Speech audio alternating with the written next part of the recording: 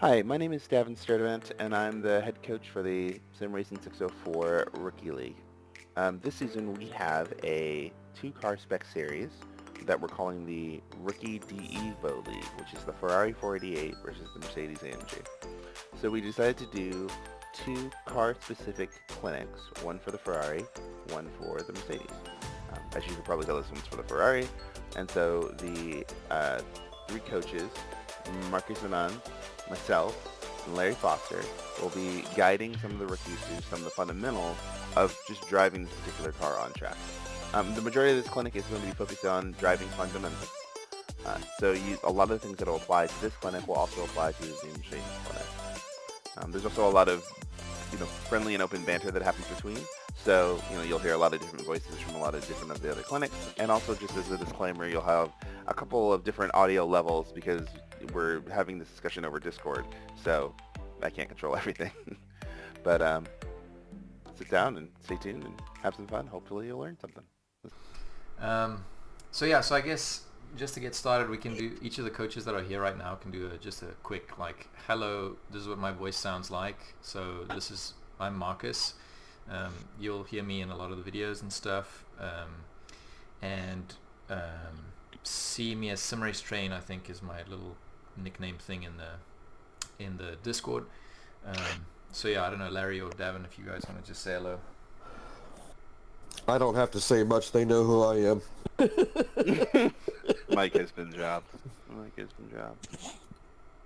All right, and then there's me. So I'm Davin Sturdivant. I guess I'm technically the head coach because I was the first one here. So haha. You'll see me as Project D in a lot of places. And yeah, hi. Thanks for coming. I appreciate it. Yeah. Thanks for hosting. Absolutely. My name's Larry Foster. I've been hanging around with Devin for a short period of time, and I will be the bully if I need to be. Yeah. Big father bear, papa bear / soccer mom. I love it. Make sure we don't have to turn the car around. Works out great. Wow. What did I get myself into? Oh, a fun experience. It's going to be great. You're going to have so much fun. So much fun. We do not give any money back because we didn't take any, goddammit. I can't give you a refund because it was free. All right, everybody. So for today, we're just going to chat mainly about the Ferrari. Just for context's sake, we'll talk about front engine and mid-engine cars just in comparison to each other. Otherwise, it doesn't really make sense to talk about one without the other. So first thing we're going to do is just talk about a couple things, some considerations specifically for the Ferrari, and then just round off with some general setup things. Basically, the only things I ever changed in the setup in the first couple of leagues that I participated in. Alrighty, so feel free to ask questions at any point. Happy to be interrupted and get off on tangents if we need to, if people are interested in stuff, okay? Alrighty, so first important thing, front engine versus mid-engine cars. Where's the engine? Okay, so obviously front engine is at the front, mid-engine is in the middle, and that affects the weight distribution and balance of the car, right? So that changes how you have to drive the car. And basically MR or FR just means front engine rear wheel drive or mid-engine rear wheel drive. So MR, FR. Okay. Alright, so what happens when you brake? Basically the same seatbelt sensation that you get as a passenger or driver of a car, the same thing happens in the car, right? So the weight balance, if you will, kind of gets distributed forwards. Okay, so in a front engine car, that kind of means that the weight is almost ahead of the front axle, or like way up front there. That's why that understeer propensity is there. Whereas in a mid-engine car, the weight kind of stays more central in the car, but because of that, curbs can be a problem. So just keep in mind what's happening with the weight as you brake, especially as you trail brake. Okay, so that also affects brake bias. So the thing Before you change the screen, Marcus, real quick, make sure that everybody has this on full screen, because he does have two different colored lines here to show you what he means by the actual bias or where the weight transfer ends up going to. Yep, exactly. So under braking, you want to change your brake bias depending on where the engine of the car is. It's going to give you kind of the window where it should be optimal for most people. Okay, mid-engine car is going to be more forgiving in terms of brake bias in general, just because the engine is in the middle of the car. So inherently, it's going to be more stable under braking, right? Or I guess stable is kind of the wrong word, but the weight is more towards the rear of the car, and the rear wheels locking is the problem with brake bias, right? That's why the car flips around, is because the rear gets light, so those tires lock really easily, and it wants to flip you around. Okay, so in a front engine car, that effect is way more pronounced, which is why the brake bias has to be further forward than in a mid-engine car. All right, so the braking force goes to the front because that's where all the weight is, and the rear is light, so you can't really use that as effectively. Okay, that also affects how you enter a corner, if that makes sense, right? Because all of your weight is at the front, all your braking is at the front. It means you're going to get understeer at corner entry. So a huge advantage for the mid-engine cars is going to be in corner entry and in trail braking. Okay, so turning, next thing. Basically, that's kind of the stuff we just mentioned, right? So as you start turning while still braking, so like right at the start of turning, you'll notice that front engine cars have way more understeer characteristic when you enter a corner. They're really stable mid-corner though, and that's why they can crush curbs. Okay, so you'll see Bentleys, Lexus, AMGs a lot of times.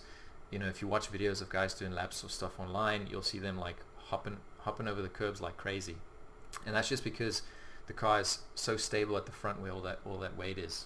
Okay, mid-engine car, kind of the opposite is true. So you have to be really careful mid-corner, because that's kind of your point where you have to manage the balance of weight in the car. So braking takes the balance forward a little bit, so you'll get more turn in, whereas getting on the throttle shifts it backwards a little bit when you're not so worried, and you can feel free to get some understeer. Okay, so you can kind of balance a mid-engine car really well through a corner, which is why they can carry so much speed in corner entry and mid-corner compared to a front engine car. Okay, so how you approach a corner is a little bit different in the two different engine configurations. Also, I will just say, just kind of to reiterate this, because of where the weight is, the mid-engine cars have a really good propensity to turn in. Okay, so you will notice that if you hop in a front engine car and then directly to a mid-engine car, the car just turns a lot when you start turning into the corner. So that's basically a huge thing where people prefer one versus the other, right? Some people hate the fact that the car turns so easily. Because of that, you know, you can very easily mid-corner, if you carry too much speed, spin, because the car is turning with the front wheels, right? Because you're turning them. And then the rear wheels are turning because you've shifted the weight a little bit, and as you get on the gas, you can rotate the car effectively. Okay, so Hey, Marcus. yeah, There's one thing I wanted to add to that. please. One thing that I notice a lot, especially with rookie drivers, when they're trying to pick a car that they like, is because they're less aware of where the placement of the center of mass is in the car, they will drive both engine formats the same way. And so they might have a driving style that is more biased towards front-wheel drive, and then they say, oh, I hate the Ferrari. Or they have a bias that's more mid-engine, where they're turning in a little earlier and driving a little differently, and then they say, oh, I hate the Mercedes, right? Well, I think the key part that's important here is kind of being aware of the type of car format you're getting yourselves into, and what some changes need to be for that layout to give you the right balance. Because most of the cars across ACC are generally pretty fast amongst themselves. It's just understanding your tool well before you make a judgment about it. Exactly, 100%. The cars are really well balanced. You know, you're not going to get a dramatic advantage in one group of cars versus the other. A lot of it really at the beginning is driving style, exactly like Davin said, which is kind of why we also decided we wanted to do a front engine and a mid-engine car in this league, is to give you guys the opportunity to either try both or get comfortable in the one that you kind of inherently prefer, right? So for me, just so you guys know, that was the mid-engine cars, and still to this day, I just feel more at home in them, the way that they handle off the bat. So I feel like I have to do less setup work and that kind of stuff. You know, a lot of people prefer the front engine cars. So Joel, like you guys have probably seen in the chat and stuff, he's huge in the Bentley brigade. He loves that car. There's a lot of Aston Martin people that swear by that, and they are excellent cars. Okay, so get a feel for it, try out both for sure, and see kind of where inherently you like, and then you can build off that, especially in the rookies, and then maybe in a second season switch to the group of car that you're inherently less comfortable with. Alrighty, so just some general considerations. Okay, so the Mercedes stuff we'll talk about a little bit next time, otherwise there's no point in having two separate clinics. So with the Ferrari, just as you drive, think of where the weight is going and how that's affecting the car. Okay, remember the grip equation. So that equation, in other words, you have 100% of grip that you can donate to something, right? So if you're braking 100%, you can't also be turning. If you're turning at 100% capacity, you can't be doing other stuff. Okay, that's the basics of the grip equation. That gets complicated a little bit by the weight. So if you have the weight distributed only over two wheels, for example, and the other ones are effectively in the air, right? Those wheels aren't doing work, so you've lost grip. So keep that in mind as you balance the Ferrari. In mid-engine cars in general, that car balance is very important, which is why some people hate the mid-engine cars, because the front engine you kind of have to think a little bit less in general about the car's balance. You kind of brake, turn, and then accelerate, whereas with the mid-engine cars you kind of have to balance the car through the corner, okay, and avoid the curb. Because of the way that the mid-engine cars want to turn in, trail braking can be massively effective, okay, and it presents a huge opportunity for time gain. So think about that kind of, you want to be trail braking is basically braking towards the apex, so you're kind of lifting off the brakes slowly as you approach the apex. That's very effective in the mid-engine cars because they want to turn. Take advantage of the car's natural inclination to turn in. Okay, the reason I said that is because you can change setup a lot. You can change a lot in setup, so you can make a mid-engine car feel more like a front-engine car, and vice versa with the stuff that you do. Obviously, there's always gains and losses when you do that, but a huge pro of the mid-engine cars is that natural inclination to turn in. So don't try and take that away by making the car understeer. Okay, try and figure out how to drive so that you can take advantage of that. With that inclination to turn in, you want to be careful mid-corner, okay, because both the front and the rear tires will help you in turning because of where the weight distribution is, and you can affect using the pedals where the weight of the car is. Okay, the momentum in the mid corner will help you gain time. So again, because the car likes to turn so much, you can typically carry a little bit more speed mid corner when you're on your own. If you are following a front engine car, you have to be mindful of that though, because they are probably going to be a little bit slower mid corner. So that means you want to slow your entry into the corner a little bit more than you would normally if you are trailing a front engine car. So just keep that in mind. Okay, last big thing is kind of similar to the Lambo ST, not as bad, definitely. There are more curbs that you can take, but just in general, good rule of thumb is avoid curbs on the inside of corners and while you are turning specifically. Okay. I have a question. Yeah, sure. So with the last point, avoid curbs on the inside of corners, I discovered that the hard way with the Super Trofeo. What I wonder here is when we talk about curbs, are we talking about specifically raised ones like the left side in the Schumacher S when you turn in initially, or are we talking just anything, the serrated surface or that white, orange striped surface at the side of the road, even if it's almost completely flat or just serrated? Is that still an issue? So, sure, good question. No, so the flat curbs are fine. You, like at Silverstone, for example, you'll see you can be very generous with the curbs that you take with the Ferrari, especially.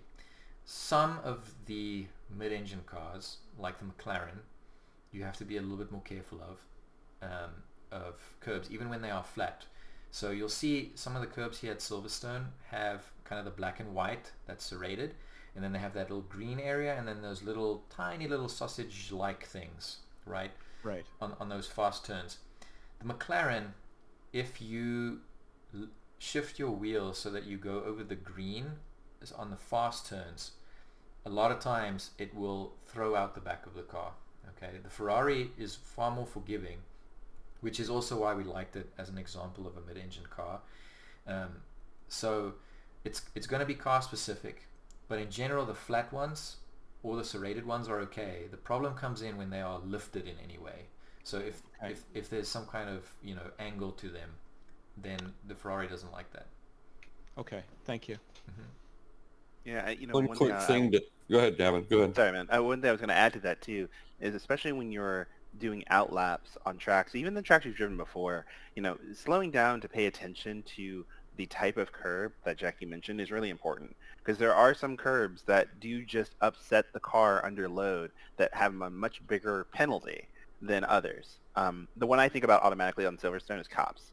There's a big old sausage curb right on the inside. It's a really high speed, 100 mile an hour plus corner. And so if you hit that with load, you're going to have a bad time.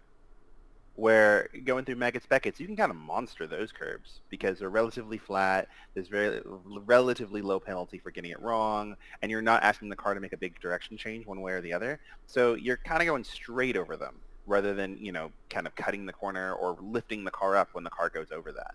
So even on like slow warm-up laps, I even do it on opening laps, like when we're warming our brakes up. If I forget, I'll run over that curb real quick just to see if I hear a bang or not. And if it kind of bang, I'm like, oh, I don't want to hit that, right? So that might help you when you're trying to decide what's a good curb versus a bad curb. As far as the setups go, every time you go into the setup screen and you're looking, say, at the arrow and your ride height, the numbers are the same, meaning 52, 52, 52 for all the different cars. But the numbers on the actual cars are not the same. Mm-hmm. Meaning if you took the Ferrari versus, what was the other car that you were talking about a minute ago? McLaren. Those measurements are not the same. 52 on the McLaren is not the same as 52 on a Ferrari. So you have to make sure that you're talking car for car when you're talking setups. Mm-hmm. Yeah, one other thing I'll add to that too is being aware of the characteristics of your default setup and maybe taking some time to go through each individual screen and kind of looking at a setting and really understand what it means. Like one thing that I learned about the Ferrari that I've been trying to tune out because it makes me cry on the inside is that the setup of the car default has the car sitting really low on the bump stops. So even though it's kind of forgiving under compression, it hits the bump stop really quickly, and then the car gets really unstable if you put a big shock through the car. So that's been annoying for me because I like to use curbs a lot, and I don't. Oh, is that the one we found the other day for Yeah, you? that's the one we found the other day. Yeah, exactly. Cars get so low on the bump stops, it's retarded. Oh my God, right? But if you don't pay attention to that up front, then you're sitting here being like, this car sucks, and it's not really that it sucks, it's just you're driving it badly for the way that it's set up.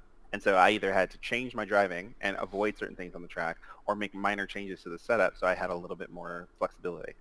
Right? Those things are helpful.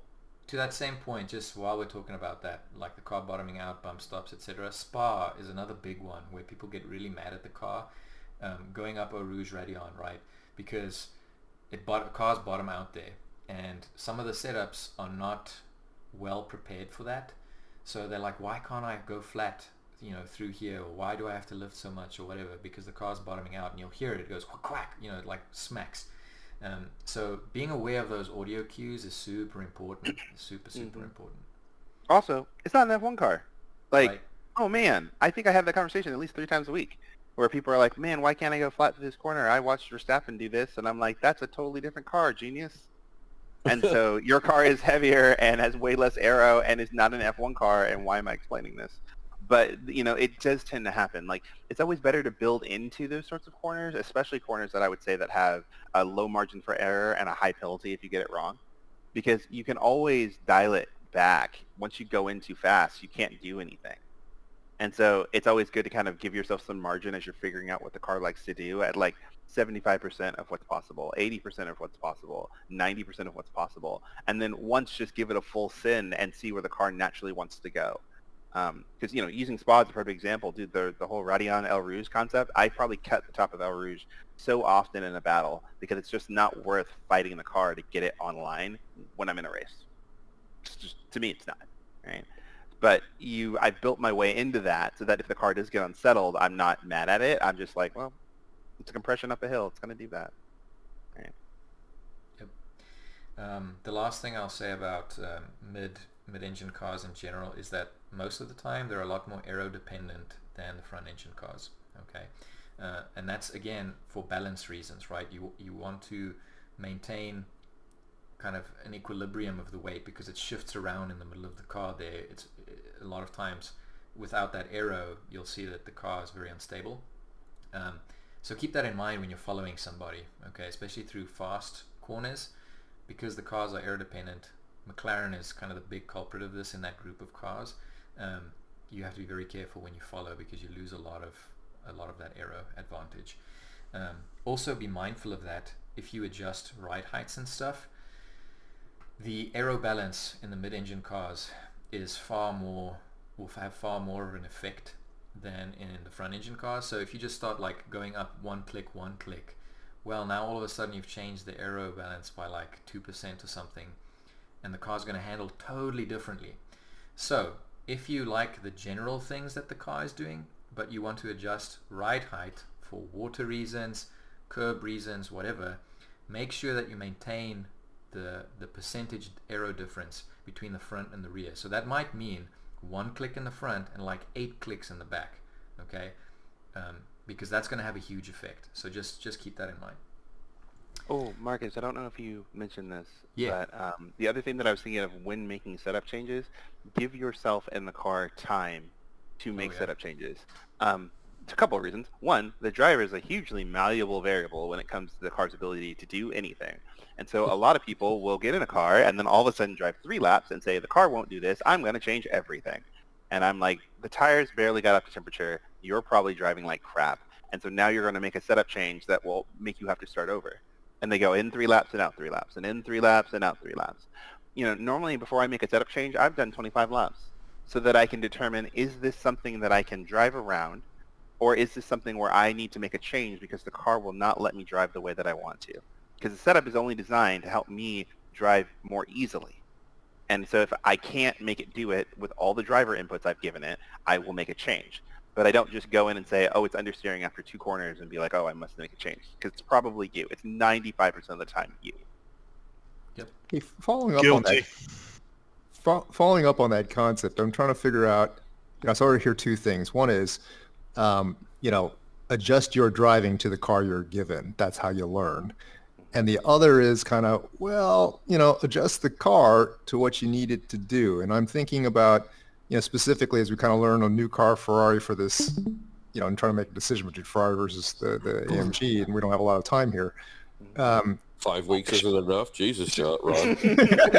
should I be just, how good are these safe setups? Is the safe setup close enough, that... Basically, yes. So I should just try to see no changes. Can I adapt to which car do I adapt better to? It's kind of like what he was saying a second ago. If you haven't done 25 laps on a setup, you don't know what's going on. Right. You don't know if it's, I missed this braking point and it screwed up the next 4 corners, or I didn't get on the gas early enough to get to the other end of the straightaway fast enough. Now my braking point is, 6 feet further forward because I don't have the 5 kilometers an hour. Remember, the track is nothing more than a great big line of, almost like dominoes. If you didn't get the one domino in the right spot, nothing else happens after that. It all changes.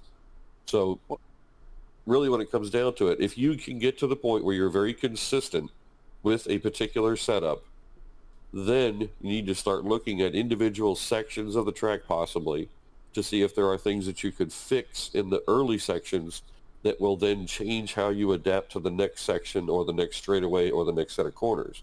Mm-hmm. When I'm making a car choice, I ask myself 2 questions. Is this a car I like? And is this a car I can work with? Because those are 2 inherently different things, right? There are some cars that I really, really like the NSX. Beautiful I like car. that car. I 100%. like that car. Yep. I cannot work with it. It does not want to do what I want it to do. We don't get along. It doesn't, driving adjustments don't do the things I need them to do when I need them to do them. And so I enjoy the car, but I can't work with it. Yeah. And That's so how I feel about the McLaren. Right, exactly. I actually feel the same way about the McLaren. Some people swear by that car, and to me it flies like a freaking spaceship, and it's weird. Right? But I can work with the McLaren. So the McLaren, I understand that car is quick, and I can race it. I just don't like it. And so when I look at the lap time, I'm like, that's a fast lap time, but right? And so you were not comfortable with it all the way around the track. No. So when I'm making a choice between cars, when I was choosing which car I was going to pick between my 2, I drove them for 25 laps. I said, which car do I like the most? And I said, Ferrari. And then I drove them a little while longer and made setup changes and said, which car do I want to work with? And I ended up saying Ferrari because I just liked what the car did when I made those changes. And then after that, it's just learning to find where you're comfortable and where your car fits well. rather than constantly comparing to another car once you're in the car you chose. And as far as being comfortable with changes and knowing what changes do, I sent everybody in a DM a list of what the car, how the adjustments work. Please read through that. It's not something that you have to memorize. It's always with you. And to try and understand the differences and what things will do, it's a great big list, and it's very informative. So please look that over and try and work with it the best you can. If you have questions on it, just ask and we'll go over it. I think the hardest thing that even I struggle with is when you're developing as a driver is to be able to put your ego aside from what the car is doing versus what another person in the same car is doing. And so often you'll be driving and somebody will be in the Mercedes and they'll do a lap time 3 seconds faster than you. And I bet you, whether you want to admit it or not, 95% of you will go, it must be the Mercedes. The Mercedes is faster. No. Mostly that person is using their tool better or has found a setup that fits them better. And so they have more seat time, or they're just throwing it in a little more, or they're just driving it differently.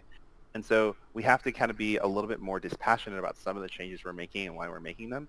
And also sometimes be able to admit to ourselves, sometimes this is a driving thing. And it's not always driving harder. Like Larry and I spent 2 hours at Silverstone earlier this week getting me to back up corners because I was charging the entry really hard. I don't know how hard that was for me not to laugh the entire Oh time. my God, it drove me crazy because I'm used to driving this mechanical car and now I'm driving this aero car. And so I would drive it in really hard and he'd be like, dude, you are not afraid of going into this corner at full speed. You are not afraid of going in right on the brakes. You are just doing that. But your car does not want to do that. You're just smacking it in the face. And I'm like, Basically, at that point, he's overdriving the car. Yep. Yeah, that's my problem too. And that's what's nice about having a coach is that, like, I would say that I'm a decently competent driver, but I don't notice everything. And so it's easier to have someone looking over your shoulder and be like, look, idiot, back up 10 feet. And I'd be like, oh shit, okay, that's easy. And then I do everything else that I know how to do, and the car just rockets out of the corner, and I'm like, oh my God, I found 6/10, and Larry's going, ha ha ha, right? But it's easier when you have that kind of ego disconnect, where I can think about what are the things that I need to do to get the car to do what I need it to do, not, oh, it's all the car's fault, Right. because it's normally not all the car's fault. The other thing about following another driver and trying to match their pace is the fact that odds are their driving style is different. So you physically may not be able to copy the same moves or interpret the track the same way to allow you to go at the same speed. And you only know a limited set of what those moves are, even when you're Right. following them. You don't know brake bias, you don't know tire temperature, you don't know alignment or internal settings, Right. you don't know steering input. So like you can follow the line, but then when you watch the number of things they're doing with their hands and feet, they may be doing 3 things and you're doing 9. Right. And so it can be kind of difficult to make that immediate assessment unless you take the time. Like sim racing is, you're lucky because you have the opportunity to save replays and literally analyze every single driver from every single angle at any single time. And you guys should be in your options right now changing that. Yeah, and most people don't do that. They really don't. And I'm sitting here watching people in sessions where people are 3 seconds faster than them going, why is so-and-so so much faster? And I'm like, why don't you just go watch the replay and find out? Because we recorded it. It's automatically recorded. Right? So you can kind of use some of those tools that you have to slowly work your way closer to the solution and break down the track into kind of bite-sized chunks. So if you're, let's say, 3 seconds off, don't try to find 3 seconds all in one corner. It's probably 3/10 here and here and here across all 10 corners. And that's then where it your 3 makes seconds. that total up over the distance. Right. Yeah. Exactly. Right. Because time gains and time losses are exponential, right? As you go through It's all the about course. rolling momentum. It's all about rolling momentum. There's some people who have great lines. They're just going in too slowly or going in too quickly. And so they're trying to change fundamental parts of their driving when it's really just minor parts of their driving that will yield big benefits. So, as you start to kind of find a car that you're comfortable with, that's the TLDR version of this, is find a car that you like and then see if you can work with it and then choose that and then stick with it so that you can develop around it. Yeah. Basically, what I'm hearing through all this is have patience and be patient and put your time in. A lot of people were like that with the ST. They drove it for 10 minutes and they came to me being like, I don't want to drive this car. And what did I say? I don't care. Oh, shit. Yeah, don't care. Get back in the car and drive some more. And then 3 or 4 weeks in, the same people came back to me and were like, oh my God, I love the ST. I'm like, no shit, dude, you've been driving it for 50 hours. Like, yeah.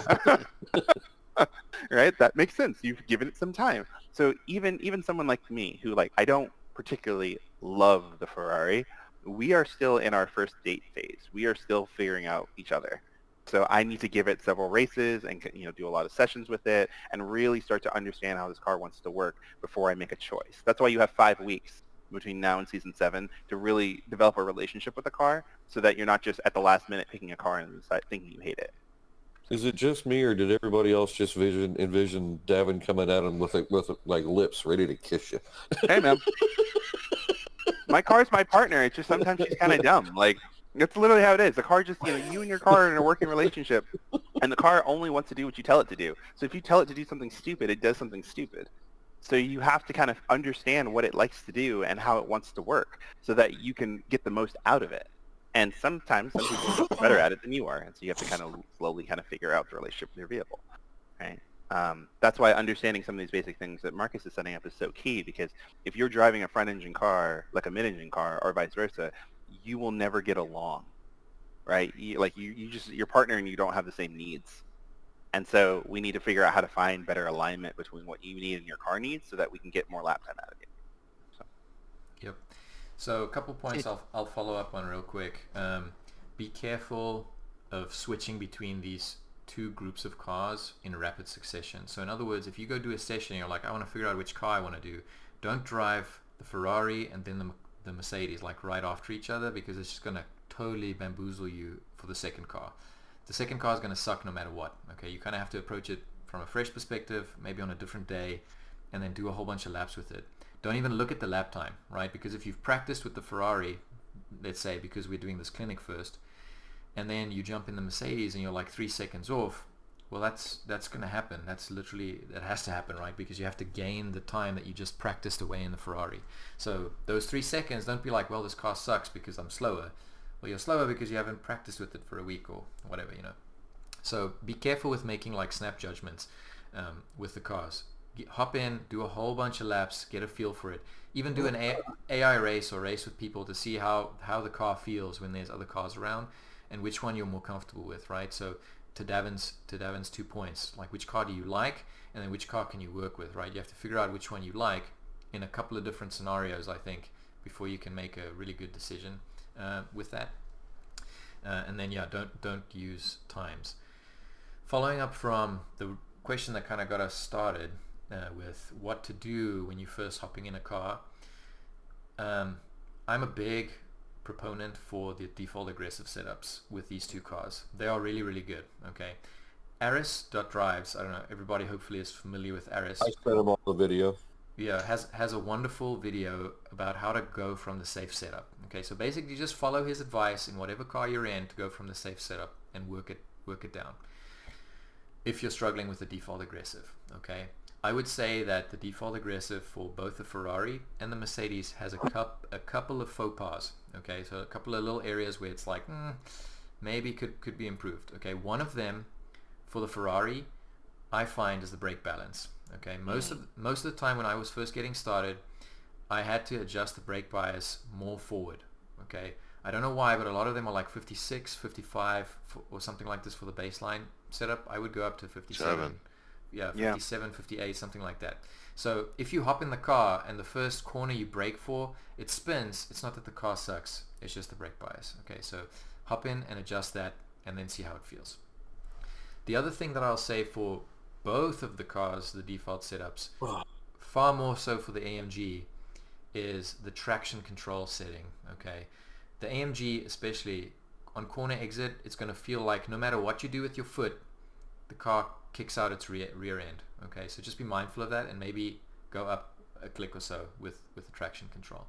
Okay, so once you have like those little things ironed out, then you can feel what the car feels like, right? Don't make a snap judgment on the cars, because you could be totally ruling out a whole category of cars that you would really, really enjoy driving. Ooh, can we talk about traction control for a quick second? Yeah, sure. So this is literally my opinion on traction control, but I think of traction control more like a tool rather than a crutch. And so, especially with these GT3 cars that have engagement points and cut levels, so basically how aggressive does the traction control engage, and then the power which it does engage with TC1 and TC2, you have a really flexible tool to, along with engine mounts, if I'm being really literal about it, you have a really flexible tool to mold how the car accelerates out of corners, mid-corner, things like that. And so, as you are figuring out what kind of car you want to drive and how you want to drive it, don't just go in and just rank the traction control all the way down, because that's not going to really help you. But just, be mindful, especially as you're thinking about what each setting does, about how you're going to use traction control to get the best out of the corner. The Ferrari, for me, like, I run a little bit higher traction control. I run half the traction control of the safe, but a little bit higher than some folks do, because I want to be able to be more aggressive with the car and then be able to just kind of rev the car and leave it on the exit. So I have a higher degree of traction engagement, but a lower degree of cut, right? And that's just coming with a bunch of laps. You do a ton of laps with this traction control setting, and then you don't change anything else on the car, change to another setting, see how that feels. Do another set of laps, see how that feels. And you start to kind of learn the characteristics of your vehicle, of what you need it to do. And you find something that kind of works for you, so you don't have to think about it anymore. So to further touch on traction control, especially with the Ferrari, with the TC and the TC cut, I was under the impression, and I'm guessing I'm wrong, that those values should be the same. So if your TC is 4, your traction cut should be 4. Is that not true? You don't have to be. So Well, one Devin, is... Devin, Yeah. let's go, like, just rewind for a second, and I'm gonna hand it over to you because you're really good at talking about this stuff. Why don't you just tell them what the two TC values mean exactly? Oh, okay, yeah, sure. So TC1 is the level of traction control, basically aggressiveness. Like, how aggressively does the traction control kick in when you are getting on the throttle? So TC1 setting 1 is going to be a low level of traction control aggressiveness. It doesn't kick in very hard, right? It's when it kicks in. Like when it kicks in. So like when I'm giving it throttle, when does the traction control kick in? How much slip exactly? Exactly. Where, like, let's say TC 9 or 10 will be almost immediate. Like almost immediately when I get to the power, traction control will start to kick Constantly in the way. Right. TC2 is the amount of power it cuts by. Right. And so, just for the sake of this discussion, let's say that TC1 is I'm going to cut you by 10 horsepower, and then TC10 is I'm going to cut you by 100. Just for the sake of discussion. It's not literally that literal, but it'll help you, right?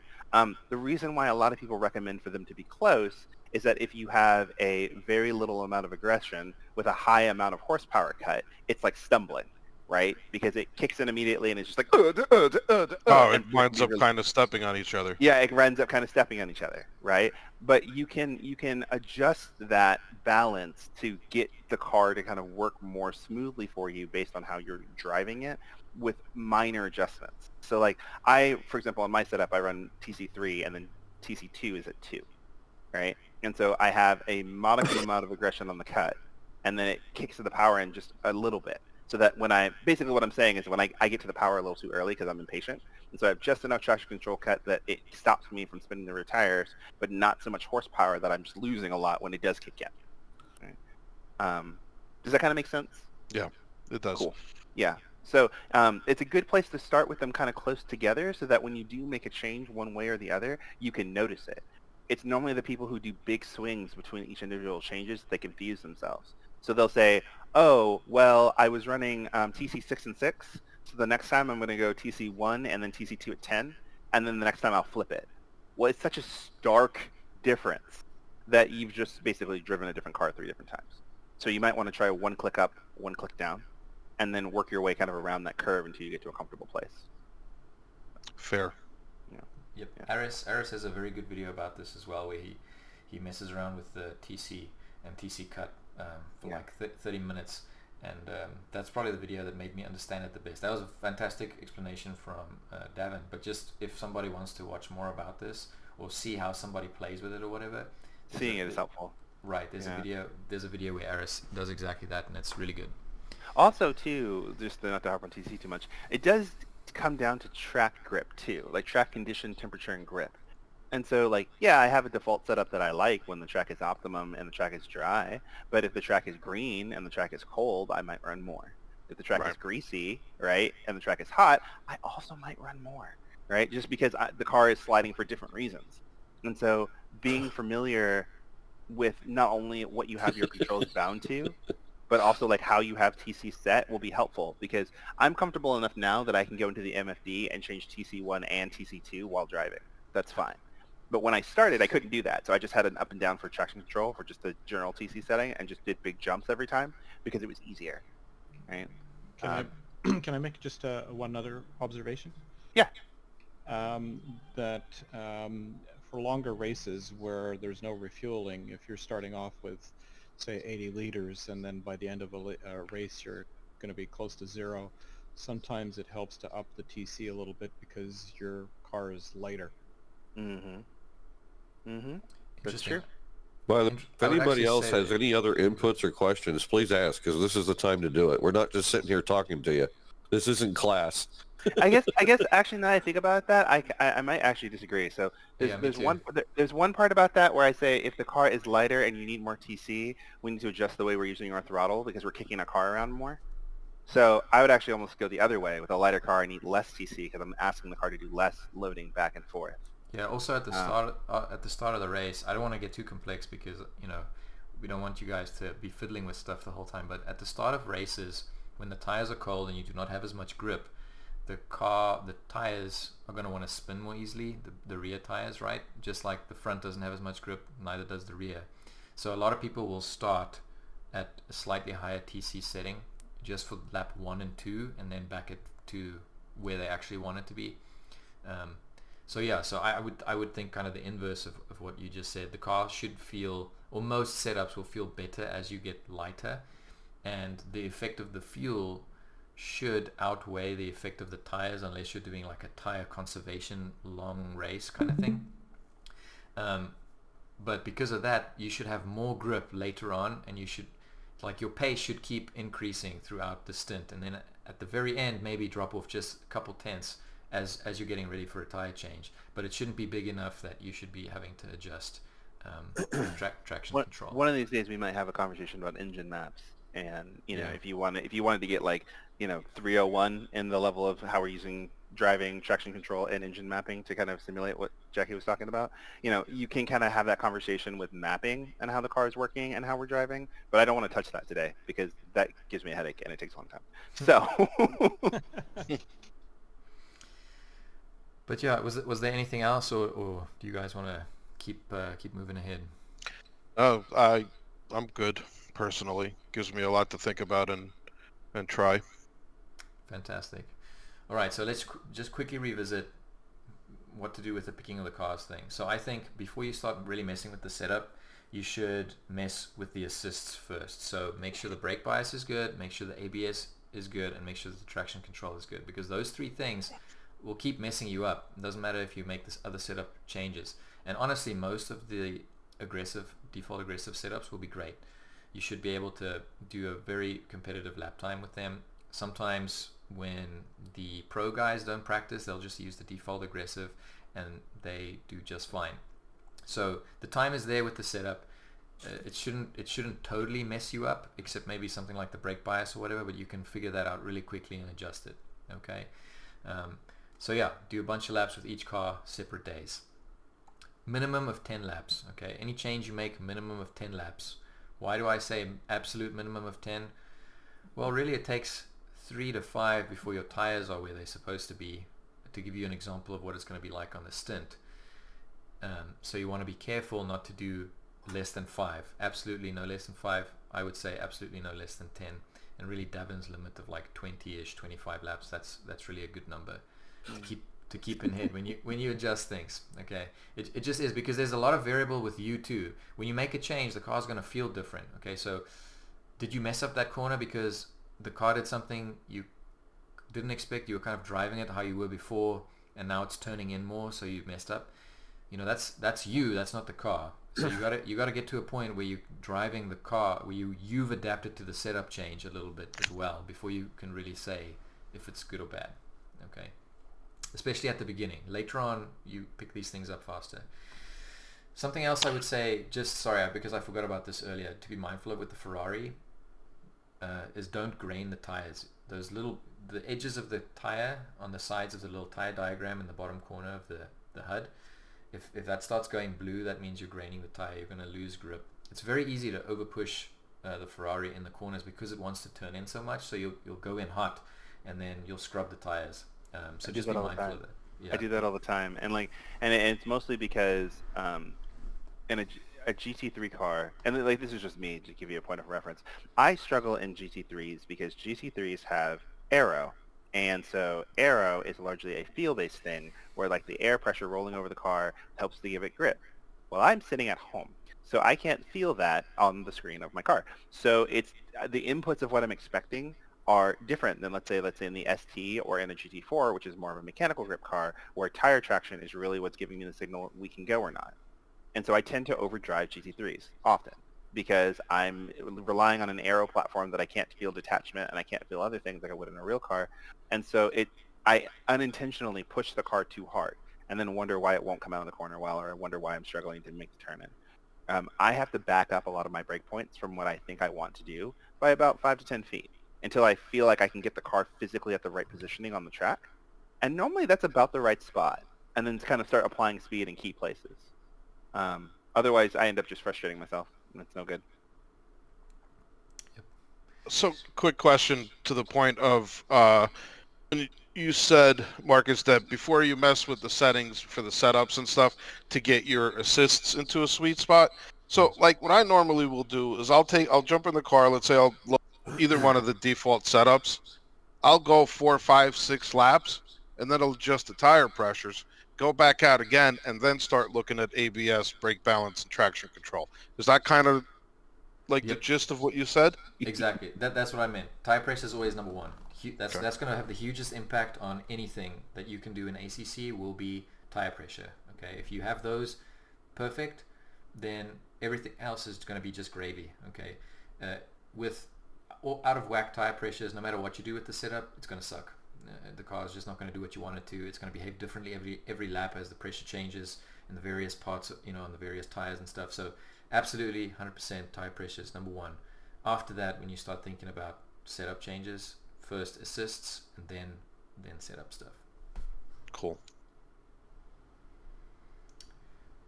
Alrighty, so I put some just general setup stuff, and this is really these are the only values I ever touched in the first several leagues that I ran.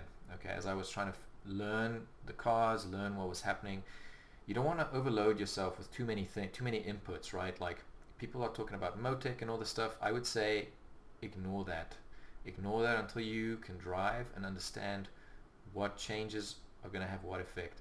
So like adjusting the dampers, I ignored that for 6 months to a year of driving in ACC. I just totally ignored what the dampers did or how they work or any of that stuff.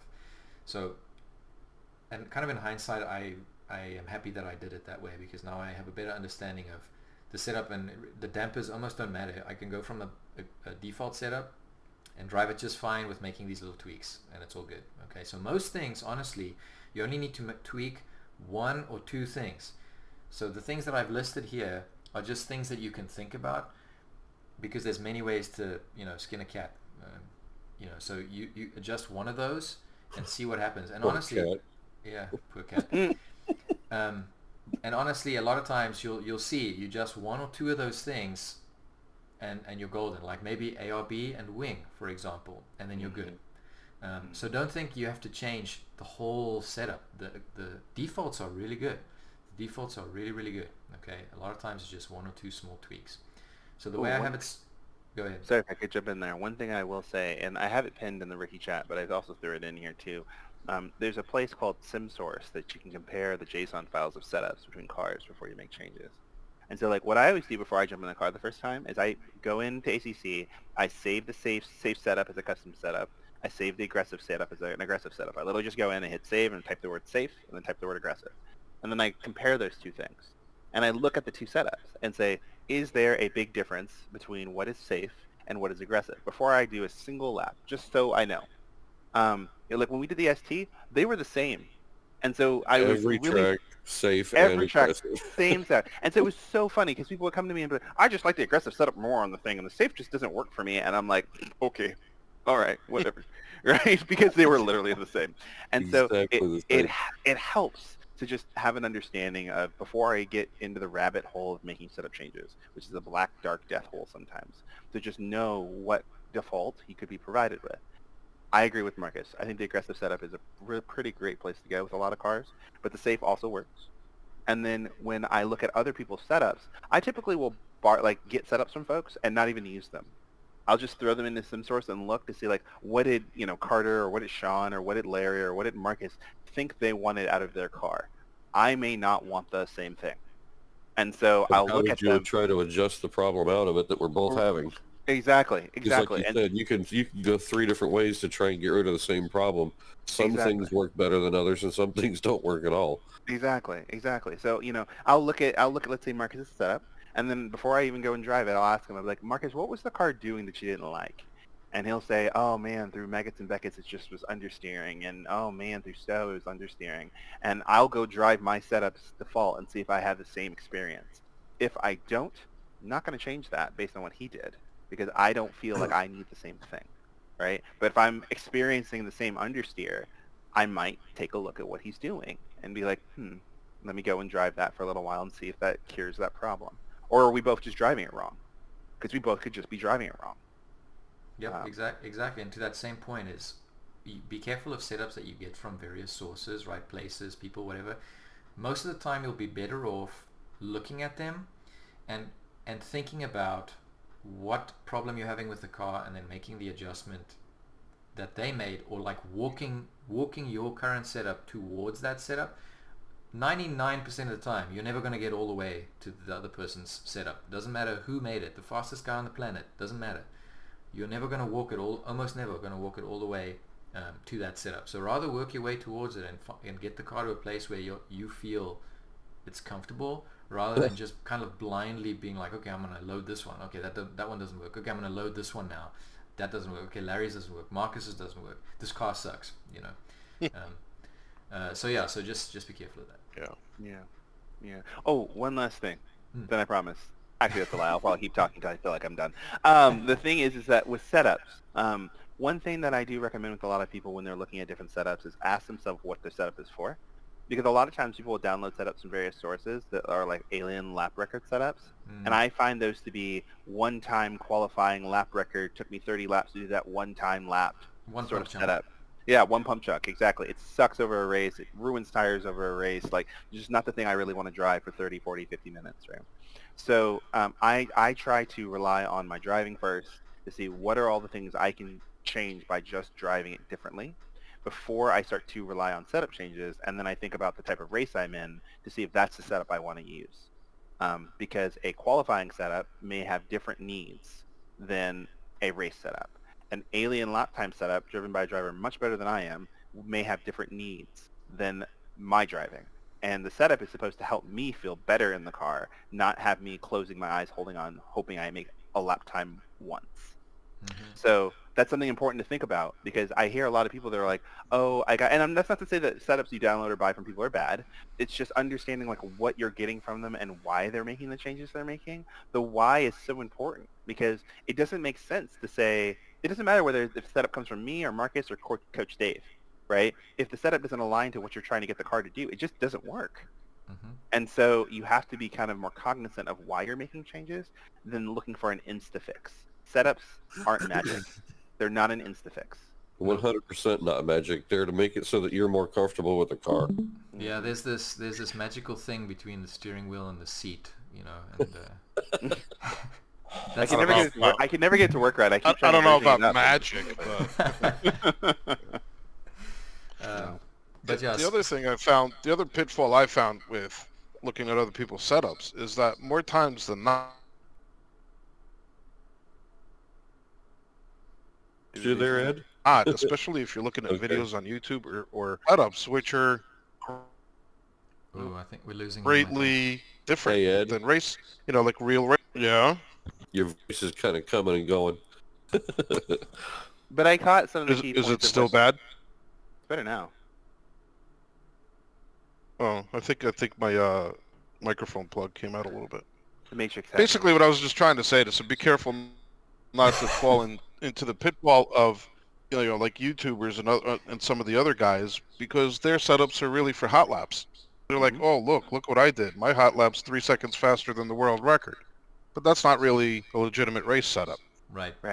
Exactly. Yeah. Oh, I can't stress that enough. Like, I've had people come to me that said, oh, I got a 157 at Silverstone for the lap record or whatever the hell it is. And I'm like, cool. Can I see you do that for 30 minutes? Yeah. right? Or even get close to being consistent for 30 minutes. Exactly. Uh-huh. Yep. Uh-huh. Some, Right. there's So some people are qualifying kings. Honestly, they're so good at qualifying, but when the race comes, they are not. And really, if you want to do league racing, like kind of we're preparing people for, right? Your focus should be the opposite. It should be consistency, making sure you can hit within a good window, like half a second to a second of a certain lap time comfortably and not spinning out constantly, So when you want to go put a lap down, be able to put a lap down within like a second or so, of what your goal lap time is, rather than, oh, I did this one fast lap this one time, and then in the race I came last because I kept spinning. I feel personally attacked. I'm just kidding. well, good. No, but in all seriousness though, like that's why the coaches don't talk about lap times. If you scroll up to the chats, you'll rarely hear us say like, "Oh my God, he ran a 2 minute so and so. What a miracle!" Because that really doesn't matter. I'm focusing more on the development of each individual driver and what they're doing. I don't need you to be the best driver in the league. I need you to be the best driver you can be every time. And so whether that's a 206 or a 158, I do not care. It's just getting you guys to understand more what's happening with your car and getting more comfortable with it so that you have more long and consistent races. Because if you do a 158 and put it in the wall, you are my least favorite person. Because you go rocket fast and crash, and then everyone is trying to copy this insanity and thinking that's good. That's not helping. Right? Well, right. So, You can't do any lap times at all if you're dead, right? yeah, Exactly. exactly. And, Right? and a lot of your guys' fun is also going to be based on, were you able to finish the race? Did you keep crashing? Because that's demotivating, right? So we want to get you to a point where you're comfortable to race with other people. That's really cool. Exactly. Yeah. Plus too, if your lap times are in a window, I think probably some of you who have been a part of the class long enough have heard me say this. If you're within a window, you're fine. So like I'll go qualify and I might be half a second off pole or 7/10 off pole, and people are like, "Haha, I got qualified you." I was like, "Haha, the race is starting soon." Yeah, And exactly. so it won't matter because they get nerfed in turn one, or they overdrive the first corner, or they don't warm up their brakes, or they get caught up by backmarker traffic, or the list goes all the way to the floor. And so I'll be like, I have a lap time that can sit in this person's window and make them do work for 20 minutes until they crash. This is going to Right. be fun for me. That's the way Right. my last race was. I kept chasing somebody that was 2 seconds, keeping me 2 seconds off my normal pace because I couldn't get around them. Mm-hmm. So my fast lap time didn't matter much then. Didn't matter at all because you never put it down. Right. So, yep. All right. Yeah, I want to. Sorry, Okay. just a question on setups again, because I think the reality for me is my ability to feel the changes is still pretty limited. So, like, my ability to really make changes is not very good. Other than tire pressures, and I'm You going to need to focus work on on your driving consistency then. Okay, maybe that's what it is. And Because believe me, that just remember, Ron, that none of this stuff that we tell you guys is a downer towards you. It's just something that you need to concentrate more on this specific setting, or excuse me, this specific type of part of your driving style, so that you can then become consistent enough to feel the difference in the car. Remember, if you're hitting a braking marker and you're right at the braking marker every time over and over and over and over again, you will go through the corner after that braking marker about the same. If you miss it, or you're early every other time, it's not the setup, it's how you drive the car. That's the problem. where I was going with this was that as consistent as possible. where I was going with this was that I tried to kind of make these setup changes myself based on what I thought they did from the charts and stuff, and it wasn't making a lot of difference. And then I got John Trimble's setup, and the car just behaved really well. And he Okay. made tons of changes on that Right, thing, and there's just right. no way I could figure that out. Well, Well, yeah, so- the thing is it fits your driving style now. And also, John's setups are a culmination of putting every Lego piece together one piece at a time. And hours of driving. And hours and hours and hours, right? So it's not like he just went in and drove 10 laps and then changed a bunch of settings and then went out and it was perfect, right? He had to go in, do 20 laps, make one change. Then go in and do 20 more laps and make another change. And then the culmination of all those changes might have been 150 laps. No, And then you guys- I get that. I guess what I was saying is that was like the magic bullet. I mean, it was unbelievable. Like, yeah. But I think if anything, it's reinforcing kind of what we're saying of that the fact of like that setup worked well for you because you were able to kind of take advantage of someone's work where it aligned. In cases where it doesn't, it just means I'm going to have to put in more seat time to get there, right? So Because like, yeah. yeah, so the thing that I would say with setups is you have to be, with whatever setup, even if it's horrible, be able to be consistently consistent. So in other words, you have to be able to do the same thing every lap to be able to feel a change that you make, right? So even if it's a bad setup, it doesn't matter. If you're doing the same thing every lap, if you change anything, you'll be able to feel it. Why John's setups are the way that they are is because he's very good. And if you ever watch one of his streams, you'll see him comment on this. He's very good at picking up when he didn't do the thing that he did the previous lap, or like the thing that he wanted to do through a corner, through whatever, and he'll be able to say, you know, I didn't go through that there, or the car feels like it's understeering or whatever. He makes all these observations because he's kind of got a good sense of that, because he's able to be very consistent and tell when he missed braking points, when he didn't go through the corner well, and that kind of stuff. So when you get to a point where you can do that, then you can make all these setup adjustments over time, you know, over a long period of time. Because again, he'll start with just a few things. He won't make all the changes all at once, you know, exactly like Davin is saying. So it'll make a little change at a time. Oh, it's not turning in really well. I wish it would turn in more. I'm hitting the same braking point, but because I increased the wing, you know, to stop the oversteer, now it's understeering all of a sudden. Now I got to compensate for that. So it's this game you play, right? Because each change you make is going to have some kind of repercussion. So if you're getting it to understeer less, well, it might oversteer more now. Okay, so you kind of have to think about that. You can't. There's no one change that you can make. So unfortunately, setups is a product of seat time and consistency before you can really understand. You can take advantage of a good setup, right? Because if somebody gives you a stable neutral setup, the average person would probably say, yeah, that feels better to me, but they won't know why, and they won't be able to make the adjustments because they're still being inconsistent on track, if that makes sense. Well, and If I can interject just one other point with setups, so when I first started out, you know, you look at videos and you do research and all that, and everybody's talking about setups. So my curiosity got the best of me, and I bought Coach Dave setup pack for the Bentley, and those setups actually made me slower, considerably slower, because it wasn't my style of driving. I can't do the things that car is set up to do. And really what I learned is that until, like you guys said, until you become amazingly consistent and really learn the ins and outs of what the car does in its base form, setups very rarely are going to make any kind of big impact. It doesn't have to be really, you know, amazingly consistent. You know, you have to be within a second plus or minus, you know, half a second plus or minus, let's put it that way, to be considered consistent on most tracks, especially like something as big as Silverstone. And then when it comes down to it, the adjustments that you make are for the entire lap. It's not just for a specific corner or a specific straightaway or something like that.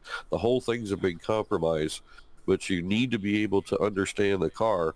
And that's one of the reasons why I sent you guys all that that big, long description of what everything does. I mean, I know a lot of you probably already know things and how they're described and what they mean, but to read that makes a big difference for a lot of people as far as understanding, you know, what adjustments do what and what parts of the car work which way.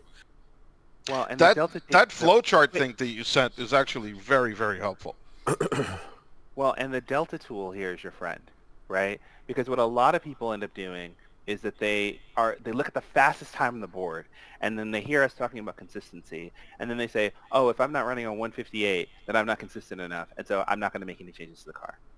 And really what a setup, at least in my opinion, should be doing is helping me be more comfortable to find a gain somewhere. 100%. Right? And so whether I'm doing a 205 or a 158, I am trying to stay within the lap time I'm able to run, whatever that is, and then make a change to find a gain somewhere. So if you're in the 205s, hit 205 over and over and over and over and over and over again. And that means when I make a change, it might find me the gain somewhere that'll get me into the 204s. It's not relative to the fastest guy on track, because typically the fastest guy on track has done all the pre-homework that you are now doing. And that's why he's doing the 158. And that's why it seems so frustrating. Don't worry about those times. Just focus on yourself. Right. And you'll find yourself making more time naturally. And in a lot of places, it'll just be, like I said before, nothing to do with how the car's set up. I'm just driving this badly. I need to make a driving change. How good an indication of the consistency is the in-game consistency score? I mean, so you can look at a time and say, yeah, I can do 10 laps and they're all within a half second of each other. Is that it? Or is there a value separate to that in the consistency score? Oh, that's a good ACC question. Yeah. I would say that the consistency score is like plus minus, honestly. I haven't found that score to be a very good indicator necessarily of exact consistency, especially in race settings. So your score gets totally effed if you race with anybody, because you're going to be offline on this line, this lap, braking here, doing this earlier, doing that later, waiting to get on the throttle. So that score gets totally crushed whenever you race. So be careful of that. When you're lapping on your own, it is a much better indicator. That is for sure. Well, that's what I was thinking. Of course, with the race, yes, you're affected by what others are doing. Right. But on your own, seeing as my understanding of it is that it's actually measuring your time through individual segments of each corner. Right. And so you can get the same lap time, but actually do very different things in each of those corners each lap. That won't improve your consistency because you're actually not being consistent. You're just being lucky. And so I wondered whether this is actually useful if on top of lap time, yes, I'm taking that corner exactly the same way 10 times in a row, and the next one, and the next one, and so on. Yeah, no, I think the consistency score is a much better or much more helpful thing than what's the other one? Car control. The car control thing in ACC is just broken. That thing doesn't work. I will drive sometimes and it will keep decreasing. I'll be in total control of the car. The rear won't kick out. I don't know what it's even looking at, honestly. But the consistency thing is a much better marker. If you can keep that in the 90s, then you're doing a good job on consistency. The other thing I'll talk about too is sector time, because like for me, I don't use in-game score a lot because I don't care. So I do care about lap time. And so, if I broke down the track into every individual corner and was being really scrutinous about it, there's going to be variations per corner. But on average across a sector, that'll tell me where I need to be focusing my time. So if I can keep my sector times pretty close so that my end result of a lap time is within about half a second of each other up and down, then I'm probably in a place where I might want to start making some changes. Kind of depends on how comfortable I am with the car. Like if I feel really comfortable with a race car and I am 6 seconds off the pace, then I am probably going to just need to make driving changes more than setup changes. Or if I am not feeling very comfortable, then I need to be making setup changes to get to a level of comfort that the consistency will continue to stay there so that I can then start to improve my driving again. Because at the end of the day, once the car leaves the pits, I can't change it. So I need to find a setup that makes me comfortable to push and do extreme things when necessary, which, will take a little bit of, subjective work to figure it out. Yeah, just a quick another word on the consistency score thing. Be careful of that because, like, let's say, okay, today you hop into Misano for the first time in a long time and you start doing laps.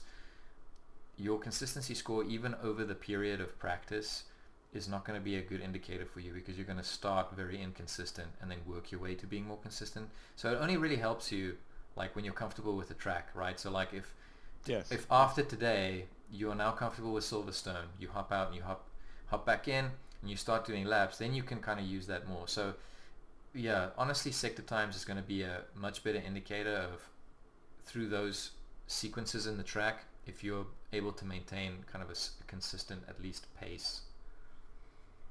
Yeah. Okay, thank you. Yeah, no problem. Also, this is where the coaches are really helpful, and not to call anyone out specifically, but a lot of rookies don't utilize this as much as you should.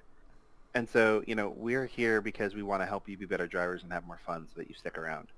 And we are in the sessions a lot because we like driving. And we're willing to follow you around on track or sit on your onboard or sit over your shoulder and watch you.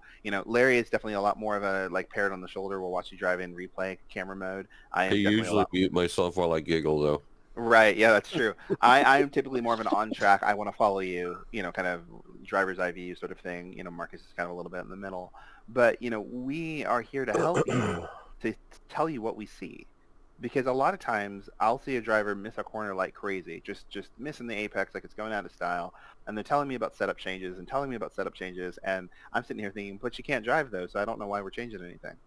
We need to be focusing on trying to get the car to a consistent point and then make a setup change, because now I know you know where the apex even is, more than just, oh, the car won't turn. So, ping the coach channel. Like, we have volunteered to be annoyed to ask this question. And one of the reasons that we set up spec cars is so that it just minimizes the different cars we're talking between. Because it does become a bit of a workload if we had to do all 25 variations in the game. But in our class, we only have 2 cars to worry about. So it's a little easier to be like, can I ride on board with you and watch how you're driving the Ferrari? Can you follow me and see how I'm driving? Like, we love to do that. So take advantage of us when we're here. Mm-hmm. Cool. Yep. I like that. Cool. Okay, so I don't think we have to talk about the setup changes. I'm just gonna give you what I meant by this. I think Larry probably sent you a better thing anyway. But so under turn in, I have understeer and oversteer. So that's during turn in, is the car understeering or is it oversteering? DEC is decrease, INC is increase, F is front, R is rear. Okay. So that's basically my little designation, and those are the only things that I changed for, like I said, more than 6 months, racing in leagues and stuff, and the setups. Honestly, if I still hop into them, I'm still comfortable with them. I still think that they're great. So you don't have to do a lot. You really do not have to do a ton of work to get a setup to a point where you can get around the track consistently. Okay. And then under exit, it's kind of the same thing. So is the car understeering when you get on the throttle, or is it oversteering when you get on the throttle? And those are just some things to think about. Question for you. Yeah. One of the things that I find confusing, somebody says, okay, decrease toe, front toe. Does that mean I'm making it more negative, or I'm trying to make it more neutral? Do you understand which direction is negative and positive? Well, so I'm looking at, let's say, the aggressive setup in the Ferrari. Front toe is minus 0.08, so decrease front toe. So to me, that would be I'd make it minus 0.09 or minus 0.1. Well, the reason I asked you, do you understand which direction is which? If you're standing up looking at your feet, straight ahead is where your feet are pointing straight ahead. Negative is if you're duck-footed. Your toes are pointing away from each other, out, away from the center of the car. If you're positive, they are turned towards the inside of the car, more towards the middle. So when you want to reduce a negative number, you go closer to 0. More towards the center of the car. Now, if you wanted to go positive, or if you wanted to up the negative number, you'd go more negative. Yeah, because I think that maybe to answer your question, you can increase toe negatively. You can also increase toe positively. And so when you're decreasing, you're getting back to your center line. And so that helps, because you can pivot either way. Yeah, so that's because it's the reverse for, and on the rear axle, it's going to be positive toe, that you're never going to have negative toe in the back. You never want negative toe in the back, ever. Exactly. Done. So no, if we say stay away. decreased rear toe, we're talking about, again, bringing it more to the center line. Right. Well, so again, you can increase rear toe negatively. That's just dumb. You can increase rear toe positively, and that will help you. And so when you decrease, you're coming back to the center. And so that's kind of how I translate those two things, because It makes you it can go easier left. that way, yeah. Yeah, because you can go left Yeah. and right, so you have to have a center line to decrease too. Otherwise, you never have a 0 point. Exactly, and so yeah, if decrease means bring closer to neutral or closer to 0. Yes, Then- closer then to you don't 0 is care the about the easiest way to side. remember it. Right. Yeah. Then you don't care about the side. Exactly. If decrease is thank you. bringing closer to 0, you don't care about which side it is. That's Mhm. perfect. Thank you. Yeah. No problem. No problem.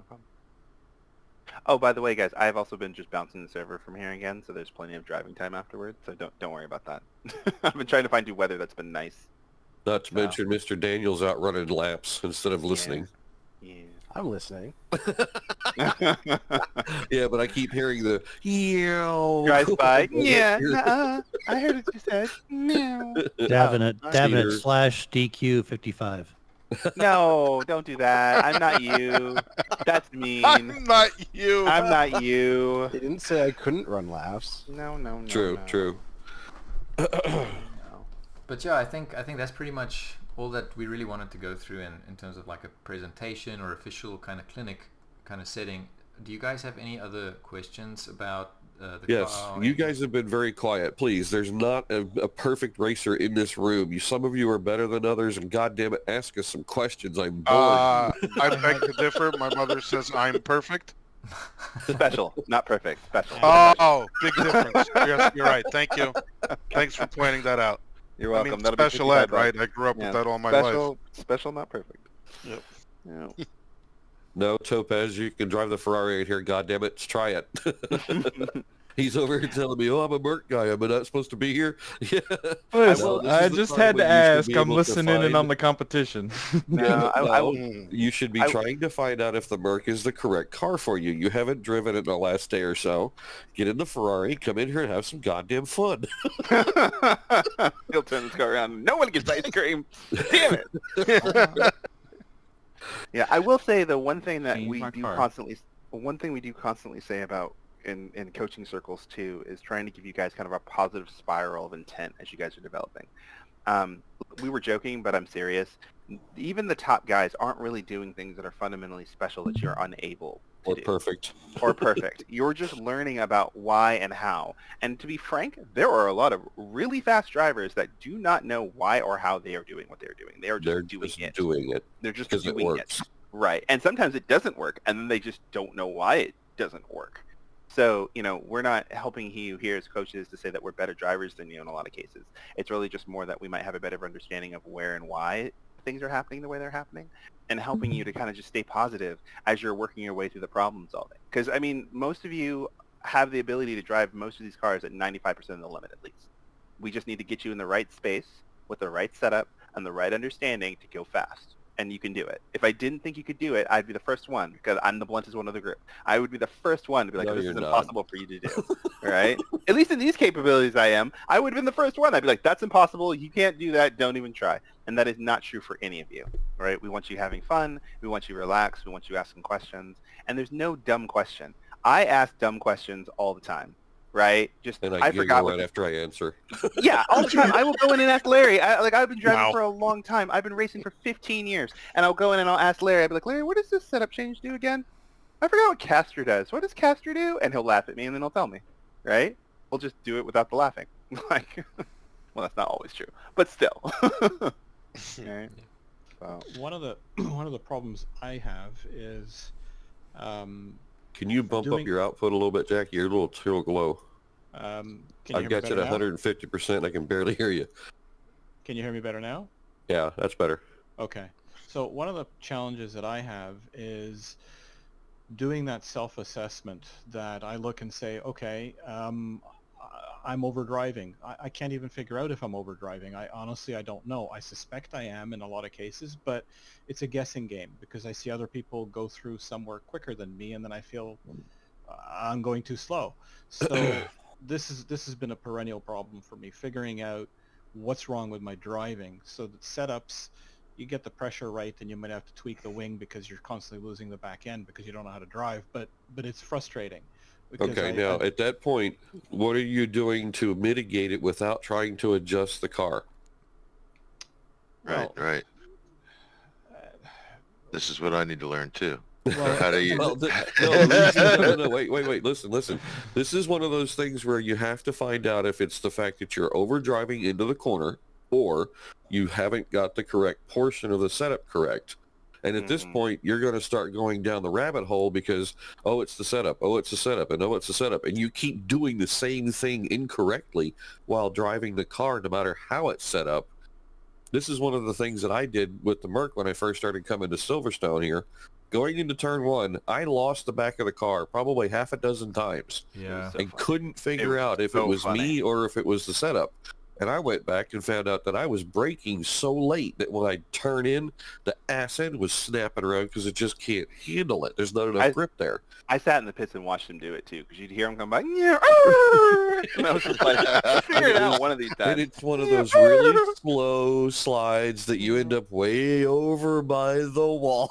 Mhm.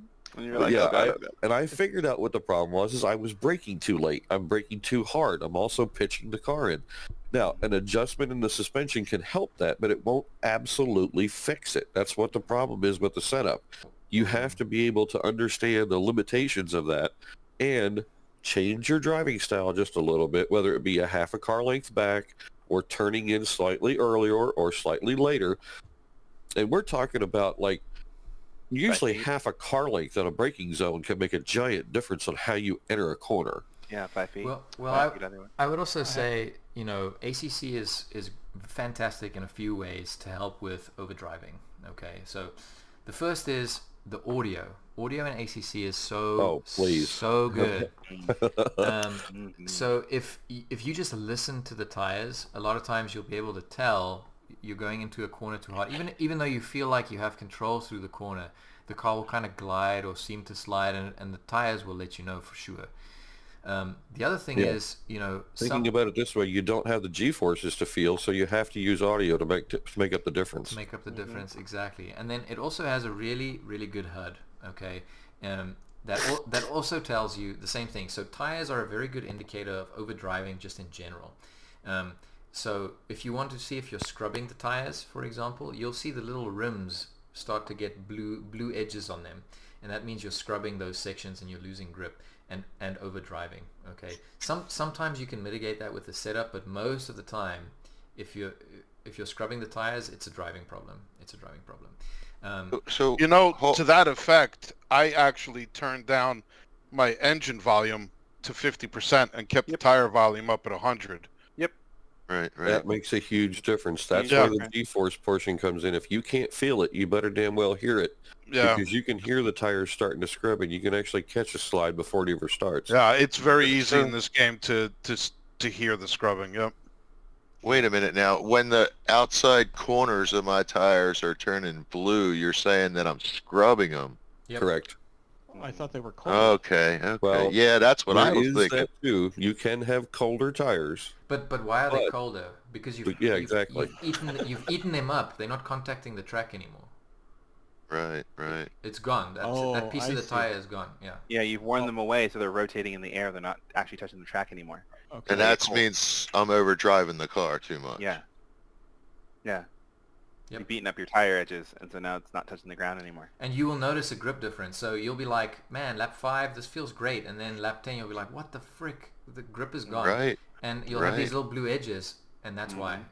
A lot of people will say, like, exactly. A lot of people will be like, oh my god, the tires went off. And I'll look at their tire pattern, and I'll be like, it's because you destroyed them and then didn't notice. So, whoopsies. There was one other thing, Jackie, that you had said that kind of helps me with an indicator of whether I'm overdriving or underdriving. More so with and this is just kind of me. Overdriving, I feel like the car is fighting me everywhere along the way, right? I turn right and the car just wants to go left. Or I turn right and the car really wants to go right. Like, just we're not in a fair balance area where I know the inputs to give the car what it needs to do something with a degree of control. Some of that is bad setup, but I can overdrive a bad setup. Real easy. Yeah. You brake too late, you turn too late, the car turns really bad, and you know you've overdriven it, right?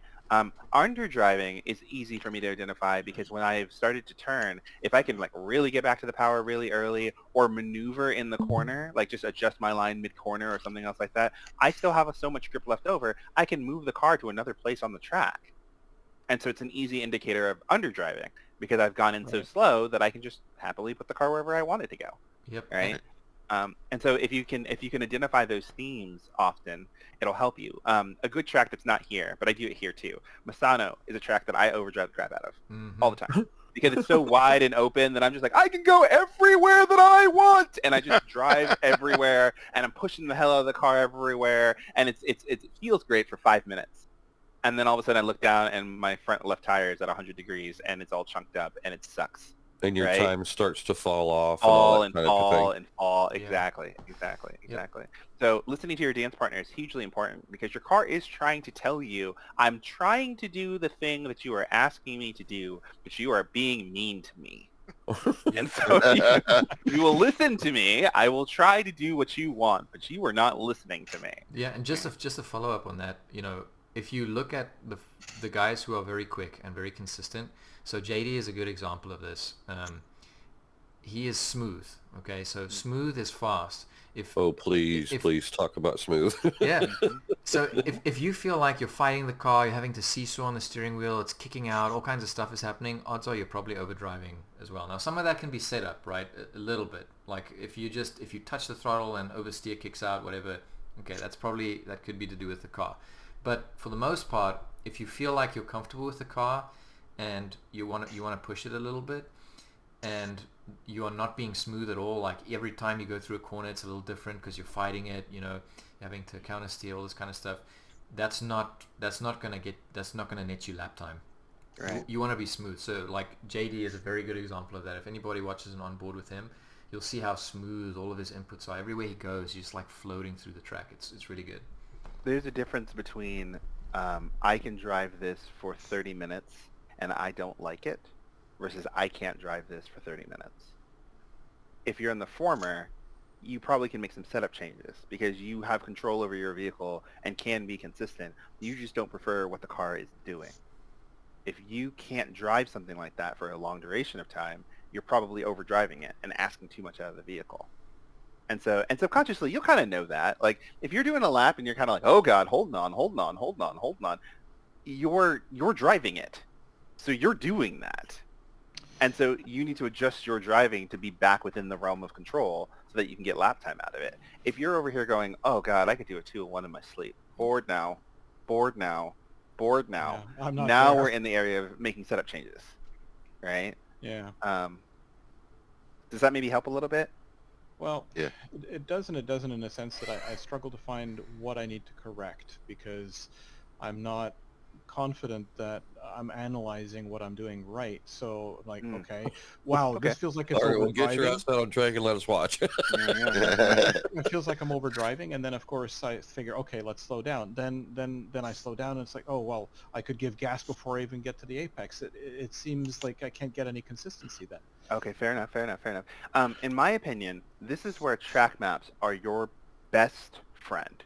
And this is why I raged, because we give you guys a whole bunch of track maps and no one uses them. When I do a lap of a track anywhere in a game or in real life, I get a track map, even if I have to go in Google Earth and take a Google Earth snapshot. And no matter what my lap time was, whether it's fast or slow, I'll look at the track and I'll say, where on the track do I feel like I feel comfortable or I'm going well? And I'll circle those corners. And I'll go, good job, Devin. You've done a good job. Then I'll move on and say, where on the track do I feel the least comfortable? And I will circle those corners. And I'll go, why? First of all, I'll ask myself, are these type of corners the same type? Are they all high speed? Are they all low speed? Are they all with a hill? Yada, yada, yada, yada, yada, right? If I can find a consistent theme in the type of corner or type of area that I'm dealing with, I can start to adjust, and I will narrow that line of questioning down to one area of the track to just focus on that one piece. I don't care about my overall lap time at this stage of the game. I'm only focusing on, okay, you know what? Going through Maggots and Beckett's is the place where I feel the least comfortable for these particular reasons. I do not care about the rest of the lap of what I am doing. I am only going to focus on Maggots and Beckett's, and that is all I'm going to do. The rest of the lap time can just sit there, right? And then refine your way around the track until you're kind of at a suitable level of lap time. Because it's never going to be like, it's always a compromise, right? So you're never going to come in and make one click change and all of a sudden the car's going to be a miracle everywhere. It's always going to be a compromise of like, I'm fine with it feeling terrible here because I'm losing so much time in another place that I'd rather just, give that back to gain something else. So if you can compartmentalize your problem solving down to a particular corner or sequence of the track, then you're not so frustrated that the whole lap isn't what you want. Yeah, I totally agree with a lot of what Davin's saying, 100%. What I would say helps me is also to step back, but in kind of a different way. I don't necessarily use track maps as much, but I will the next day watch some of the laps that I did. Not like 50 laps, right? Just a few that were a good example of a lap that I did. Because sometimes stepping away and then watching again, more like a third person perspective, right? Like a coach or something, right? Would watch the lap. Will help you be like, man, I didn't realize that I braked so late into this corner. Like I'm looking for the brake pedal as I'm watching this lap going into this corner, and that's why that corner is bad or whatever. It's not going to be necessarily like that, but a lot of times stuff jumps out at you, especially if you watch other races or other people driving. I'll use the Coach Dave Academy laps a lot. Now, obviously, I don't want to match that lap time. I'm just trying to look at like things that they might do that could help me. Exactly, things that I'm doing wrong. Yeah. Like if I'm braking later than the Coach Dave guy, I know I'm braking. You're braking too late. Way too late. Yeah. Well, also to that effect, what's helped me a lot is like if I'm trying to learn a track or consistency on a track, whatever it may be, I get to the point where my brain gets saturated and I just can't process what I'm doing as well. So I step away, and then when I come back to it the next day, my first few laps are already better than what I've been doing the whole time the day before. Taking a break is massively important. One other thing to that too, like I did this during the Thursday race. So Neri was chasing me on the Thursday races. We do post-race debriefs at the end of all the rookie races, right? Most of the time it's to see incidents, but sometimes to talk about driving. And so I was on board with Neri as he followed me, and I critiqued myself in public. So I said, look at that pink car. It missed the apex there, and there, and there, and there. Like, I don't know where the apex is. I'm just kind of pushing quickly through a corner, but I don't know where to put the car. And I would watch myself for a few laps in a row to see, is that a theme or was I trying to do something specific? Because for a little while I just was missing the apex, and then after a while I was driving defensive. And so by being able to kind of critique my own driving and not say, oh, this driving sucks, what a trash driver, just here's a theme. I've noticed that this pink car isn't doing very well. It helped me be more critical about what changes I need to make. So like for me in Silverstone, my biggest area of development is I need to place the car in the same place on the track every single time. I don't do that right now. I am 80% of the way there most laps, right? And the biggest area that I struggle in is in the Ravina section, going through Abbey and through that section. I just don't put the car in the same place. I'm off by like 3 or 4 feet every lap, and I kind of just play it off as I come through that section. I know that. So I have to kind of work my way around that section on the track better. But, I've taken the time to kind of self-assess my own driving and say this is just the area where we need to find more time. And you can see it in the sector time. I'll be quick, slow. Quick, slow. Yeah. The other thing that I've found on a personal level is that whenever I find my lap times during a race too inconsistent, or if I'm missing certain things, I go back to forcing myself to use my vision properly, right? Mm-hmm. So a lot of times instead of at your feet. A lot of times what I'll wind up doing is looking at the at the end of the hood of the car and not really focusing on, okay, once I find my turn-in spot, then I need to look to the apex. Once I get the car pointed, right, and then once I get the car pointing towards the apex, now look at the exit and then down the track to the next corner. Yeah, your reaction time is about 2 seconds off by that point. Yeah. By the time I realize what I want to do, it's too late. There was a really good video by WTF1. They put an eye tracker on Kevin Magnussen, and he was looking like to the next corner when he was at the apex of his current one. Right. Always looking ahead. Well, you're giving your brain time to compute, right? Yeah. Because what happens when you look right at your feet is your brain is constantly adjusting and calculating to keep you balanced or to just whatever you're doing. And so the reason why looking down track helps so much is that it gives your subconscious brain enough time to look at something and calibrate for it. And that's when a correct FOV or a comfortable field of view comes into play as well. Yep, definitely. Yeah, it made a big difference for me when somebody watched my driving and pointed out that your problem is that you're looking too close. And so he went on track with me and showed me where he's looking at what point, and I realized that he's looking about 6 or 7 times as far ahead as I was. Right. And when you realize that, it was transformational in the sense that I went from, every race I would probably spin 2-3 times to now I spin every 2 or 3 or 5 races. Yeah. So that was a big difference right there. It didn't make a huge difference in lap time, but it certainly made me less frustrated with wondering how is it I keep spinning the car constantly. Yeah, that's also a huge confidence booster too. I mean, it is. If you're used to spinning on a regular basis and then all of a sudden you're in your head going, holy shit, I'm doing something right. Well, remember, guys, you can do this. Like, these are not things that are outside of your ability to do. Right.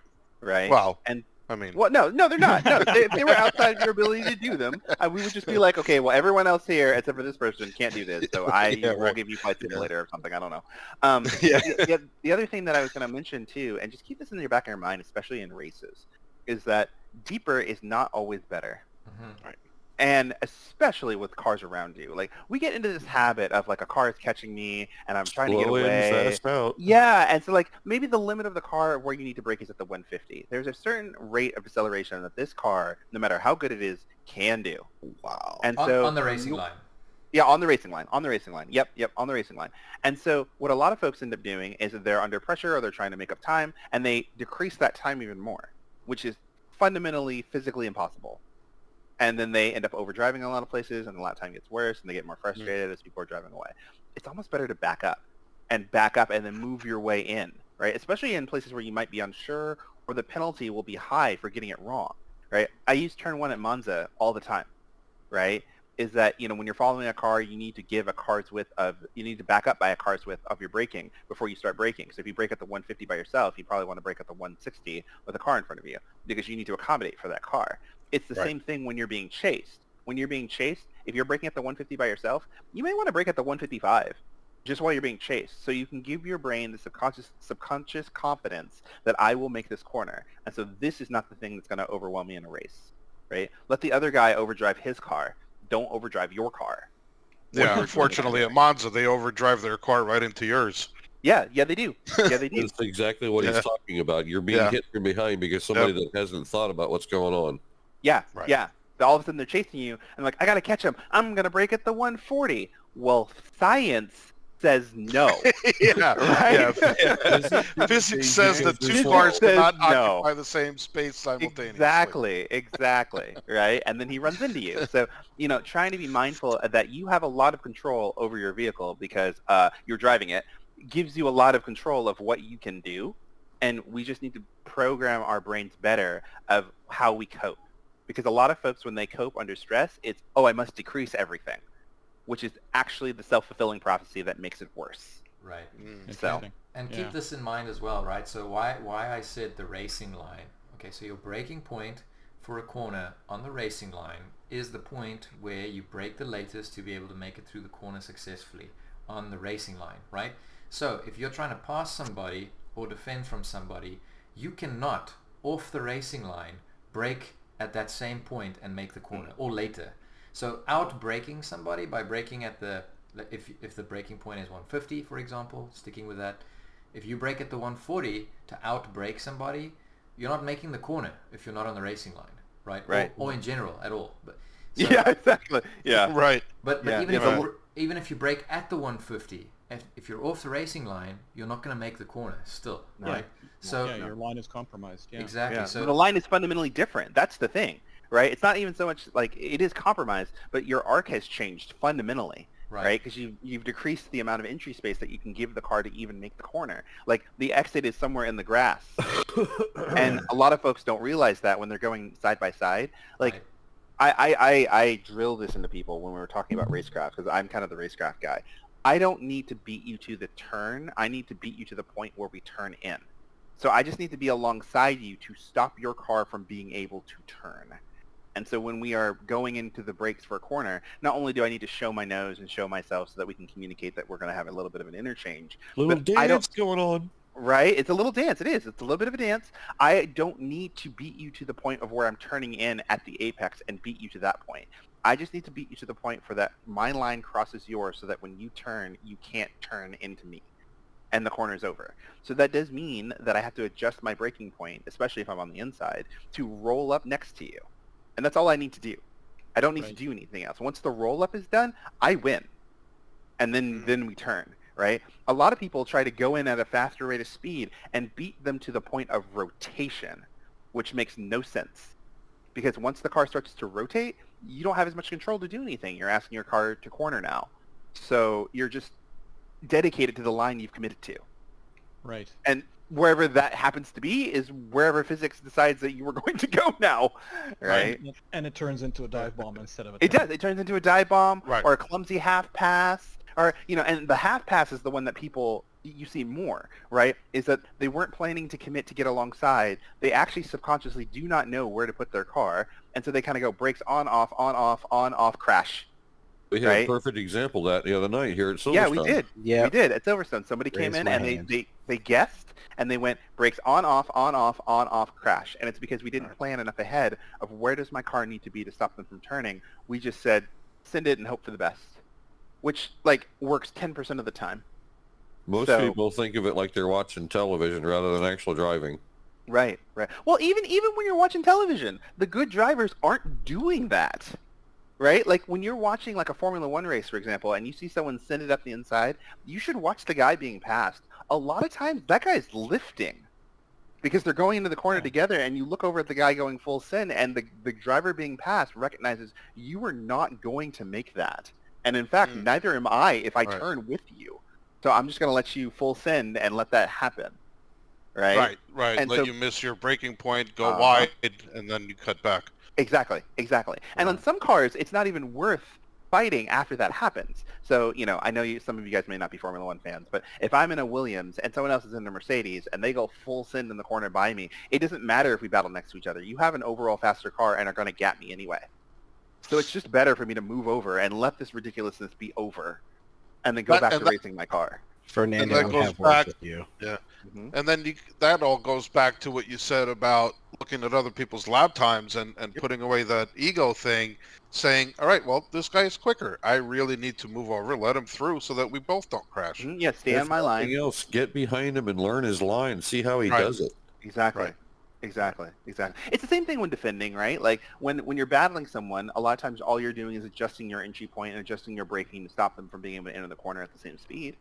So, we had the same race, same example with the race on Thursday where Neri and I were battling. He caught up to me, and I just wasn't really having a lot of pace. So I just moved my entry point in, like inwards, not deeper. I just moved my entry point in a foot and kind of placed my car in a place that made it difficult for him to have fast exits.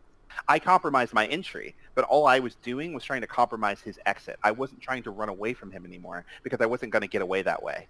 So I said, well, you're just trying to break the other guy's rhythm. Yeah, I'm breaking his rhythm. I'm stopping his ability to be able to roll out of the corner because he's going to roll up into me instead. That's you okay. should have heard how confused he was, too. He was really like, he was so confused. Yeah, this isn't working. Because he would get on the racing line and come right up at me at full speed, and there's a pink car there. And I'm like, okay. And we just did it for 6 or 7 minutes. And I was like, okay, that's cool. We're like, you still haven't figured this out yet. We haven't figured it out yet. With a little more experience, he would have waited, backed up from me a couple of feet, and said, Davin is slow on the exit. Yep. Right. I'll get a better exit once he's deeper out of the corner, and I will roll by him like he's dead. Right? Won't have to do anything different, and all I can do in my pink car is go, oh, damn, here he goes. Oh, damn, there he goes. Oh, damn.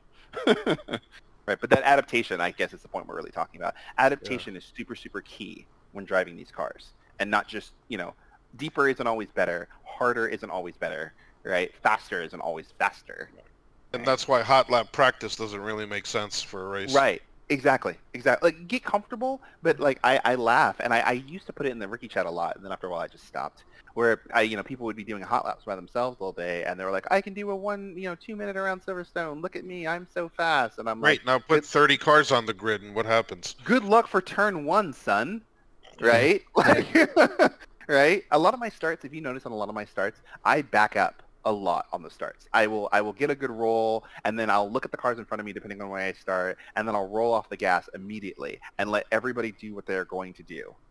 And then once the cars have moved over and there's a Moses path for me to go through, the seas part and I can go through, I'll jump on the throttle and run. For me, the race sometimes doesn't even start until turn 3.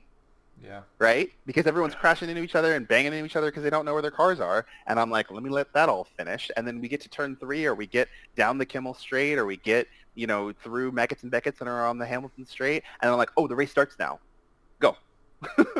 Yeah. All right. So I guess at some point during the clinics and the season and everything, we'll talk about racecraft. Yeah, Marcus and I have been talking about how we best want to do that, because I think the thing is that we want to do some videos on the different types of racecraft, because there's like entry-oriented racecraft, there's exit-oriented racecraft, there's a lot of like elements to that, and what a lot of people are trying to expect is they're trying to see like, well, how can I brake later than the other guy? when that's not really the only way to pass, right? Well, I get, Yeah. right. Yeah. There are steps to take, just like setups, right? Yeah. Racecraft has to be learned in increments. Well, and there's strategies you can take as well, right? To like not only like where to put my car, but psychologically and subconsciously, how do I make the other guy drive my car, not his car, right? Right. And that'll take a little bit, because in some of the races you'll hear me say like, you're only responsible for driving your own car. So if people come to me and they're like, Devin, you were all in my mirrors and I didn't know what to do, I have no sympathy for you. Because I'm driving my car and you were driving your car. If you're looking at my car while you're driving your car, guess whose fault that is? Right. Your fault. Right. And guess who's going to crash first? Yeah. Hopefully you, right?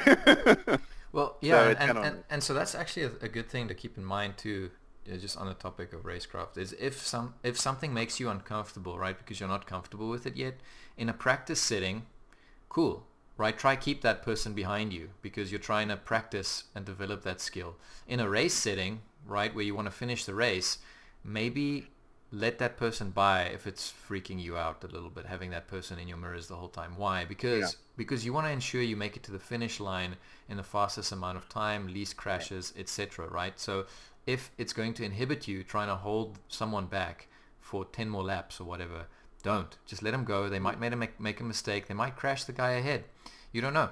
Just kind of let the race develop. Drive your own race. Marcus, can I tell them the Barcelona story? Please do. Oh my God, this was so fun. So we were in a practice race around Barcelona. It was great, right? And it was Carter, it was myself, and it was Marcus. So Carter was in front of me, and he's quick, and I'm in the middle, and Marcus is behind me. Marcus is genuinely faster than me. I'd have no problem saying that. And so chomping at the bit because you're in front. Right, exactly. And he's coming up behind me. And so I looked at the amount of time we had left, which was about 20 minutes. And I thought, you know what? I really need to slow Carter down.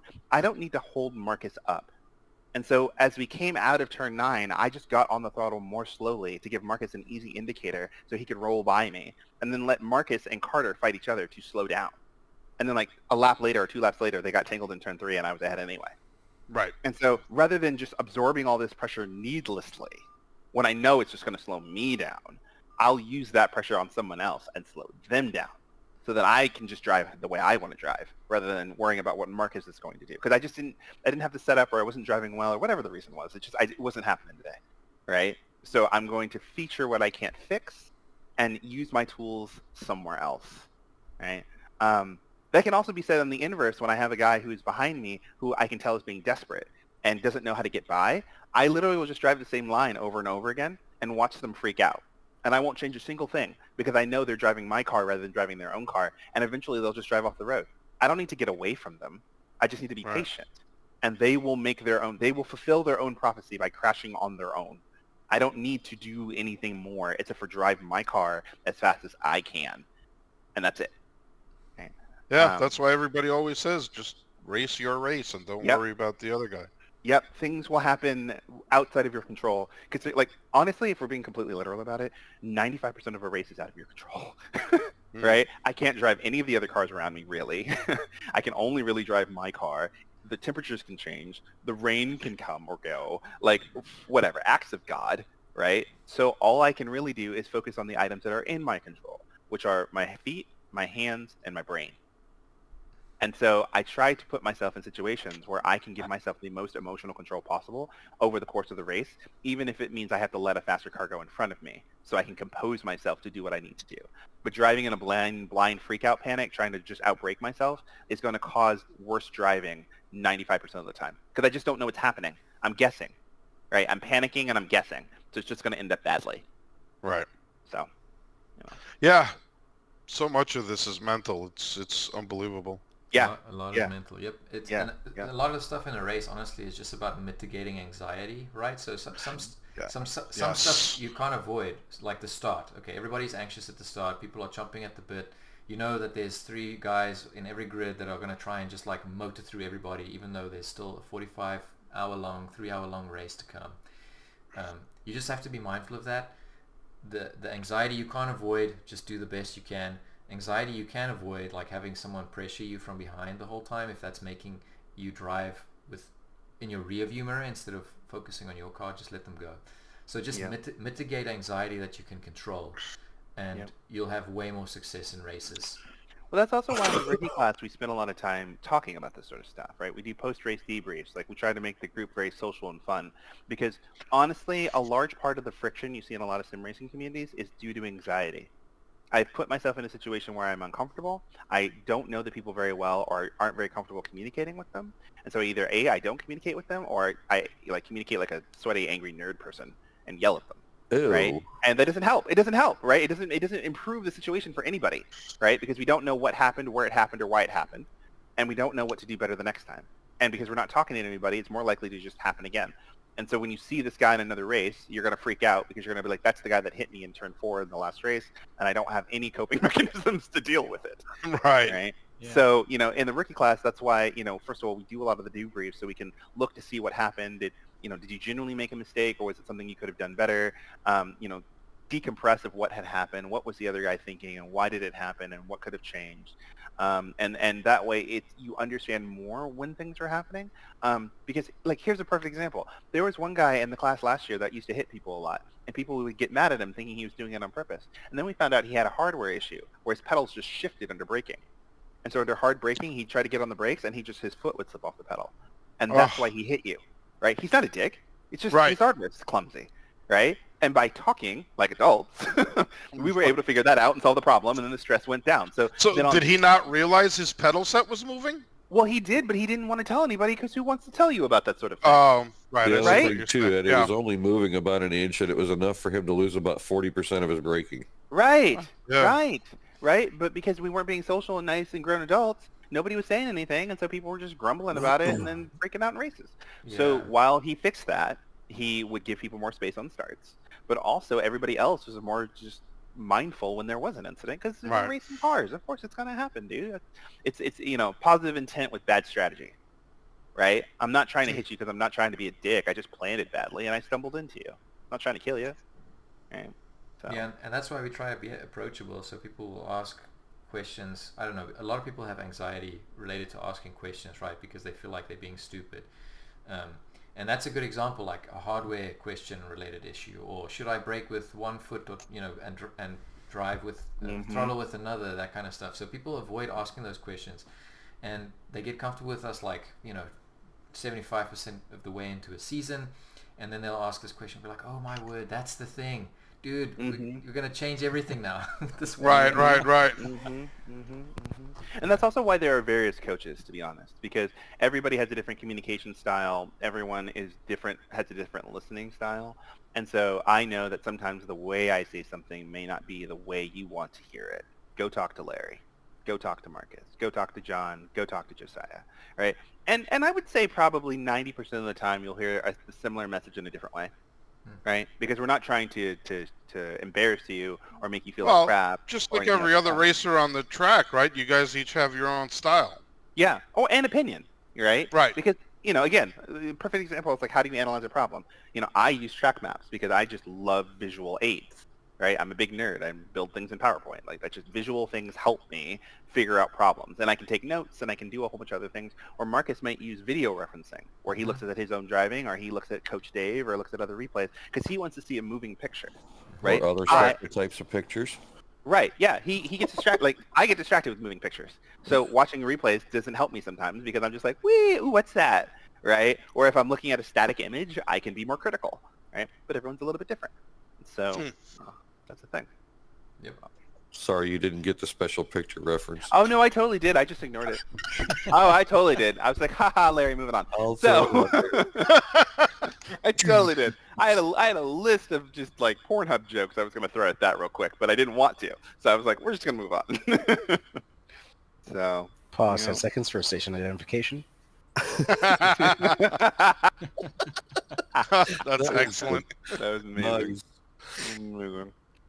But yeah, man, we're just here to help, right? And one thing that I think that all of us recognized when we first got this group together, when we were going from our various sim communities, is that there were people that were together, but they weren't really together.